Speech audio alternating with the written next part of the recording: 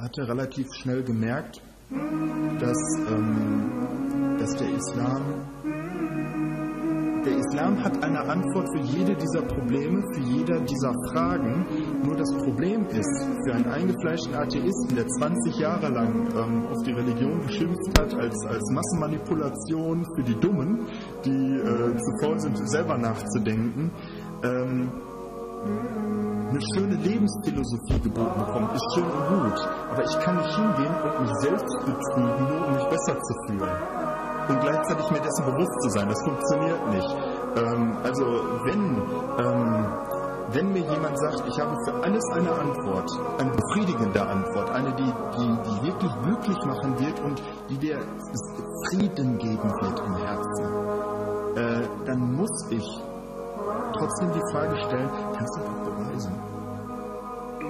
Kannst du mir ganz klipp und klar beweisen, fernab jeden Zweifels, dass du mir nicht einfach nur eine schöne Geschichte erzählst, mit der ich mich wohlfühle, sondern dass das wirklich stabil ist, dass das wirklich Überprüfung standhält. Wenn man bereit ist, diese Überprüfung stattzufinden und die Ergebnisse, auch wenn sie einem komisch vorkommen, wirklich zu akzeptieren, kannst du das.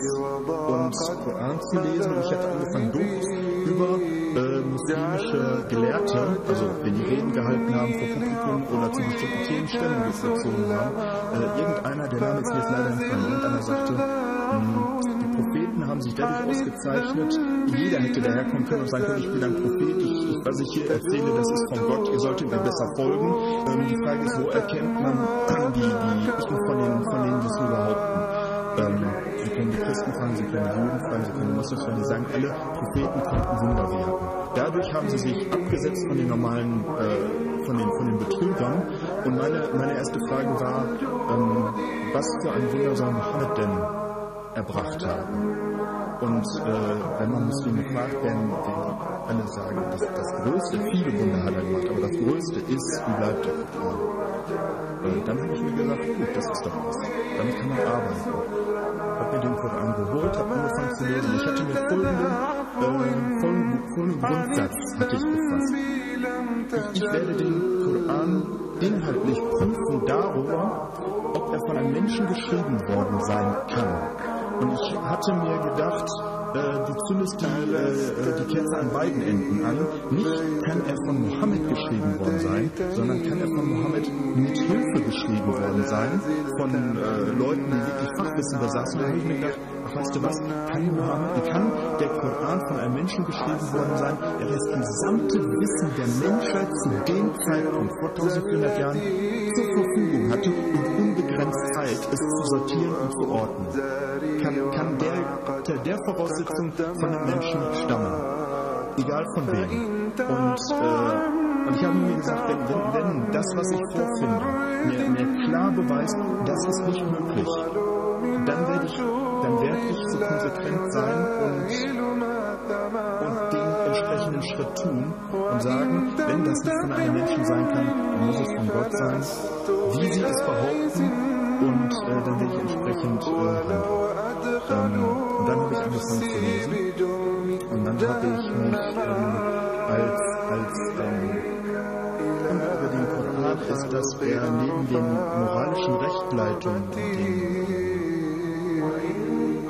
was man tun soll, was man lassen soll, was gut für einen ist, etc., auch immer wieder gefüllt ist mit Stellen, die haben mit moralischen Dingen oder ob man ein guter Mensch davon wird oder nicht, eigentlich überhaupt nichts zu tun. Ich rede von wissenschaftlichen Informationen. Erstens, die habe ich nicht in einem heiligen Buch erwartet. Und zweitens, was machen die da?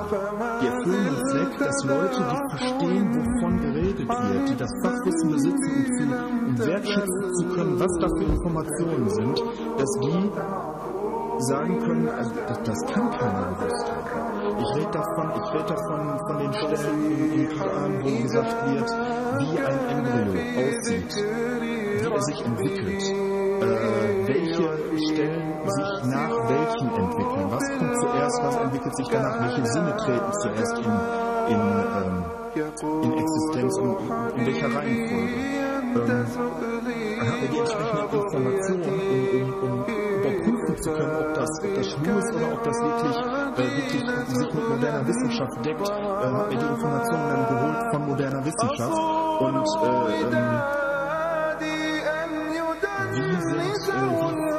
wie gehen Bergmassive unterirdisch weiter? Welche Formen? Wie sind sie in die Erde reingesetzt? Gehen die überhaupt unterirdisch weiter?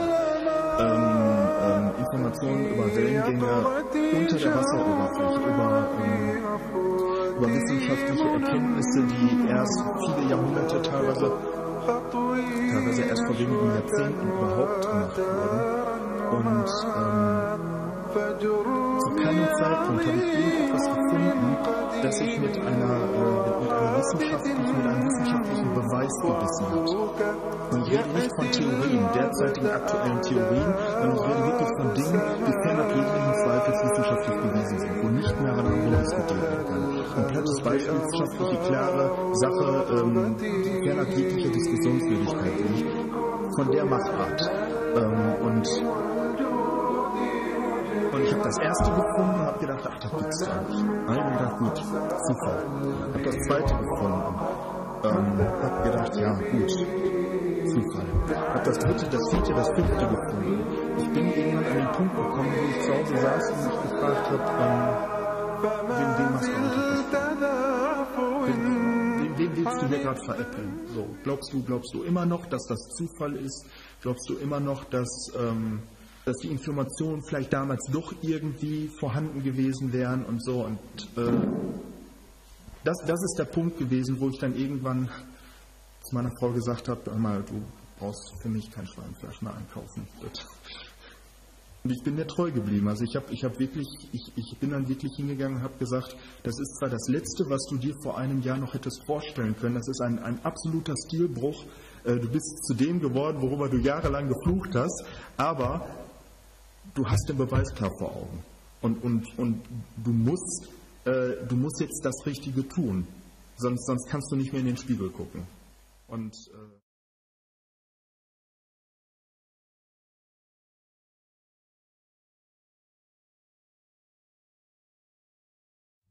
The statements we're about to show you are from the Holy Quran and is said to be the official, unchanged, pure word of God, revealed over 1400 years ago.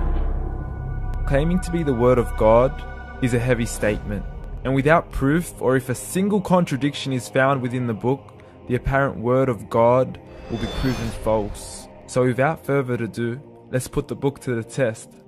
In the 23rd chapter, titled The Believers, from the 12th to the 14th verses, God is said to give a detailed description of how the human being is formed. It begins by saying, "We then placed him as a sperm drop in a place of settlement, firmly fixed. Then we made the drop into a alaqa." We will translate this word very soon. "And then we changed the alaqa into a lump. Then we made out of that lump into bones. And then we clothed the bones with flesh. Then we caused him to grow and come into being and attain the definitive human form." In the 21st century, we can now safely say that this verse is clearly describing the process of human development in correct chronological order. However, what we should be paying attention to in particular is the second stage, referring to the development of the embryo. The specific word used to describe the embryo in this verse is the word alaqa.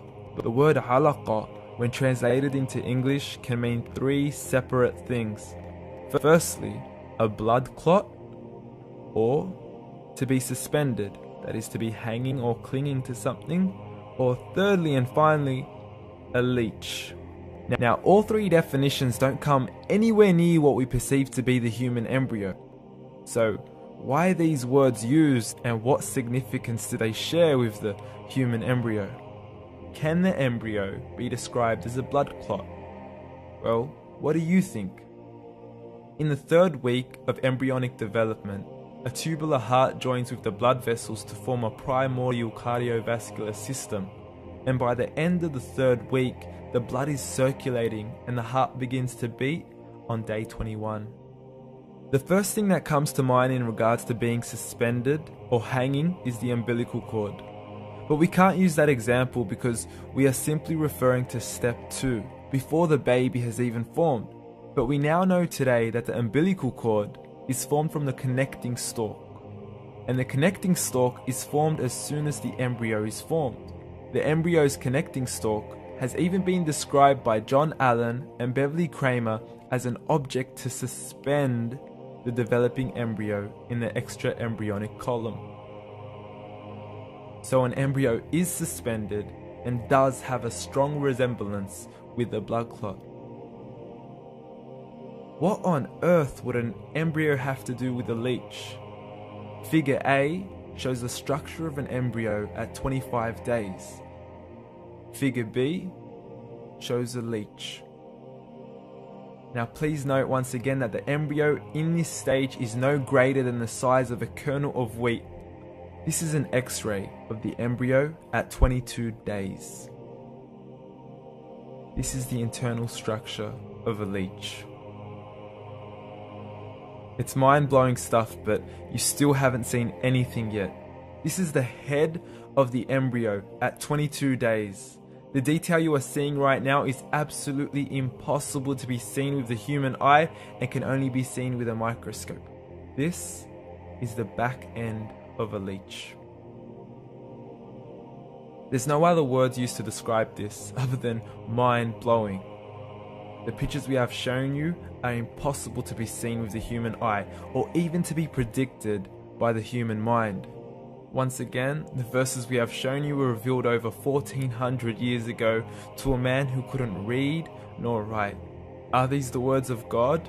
Descriptions of the human embryo in the Quran cannot be based on scientific knowledge in the 7th century. The only reasonable conclusion is that these descriptions were revealed to Muhammad from God, from God, from God, from God, from God, from God. أعوذ بالله من الشيطان الرجيم بسم الله الرحمن الرحيم ولقد خلقنا الإنسان من سلالة من طين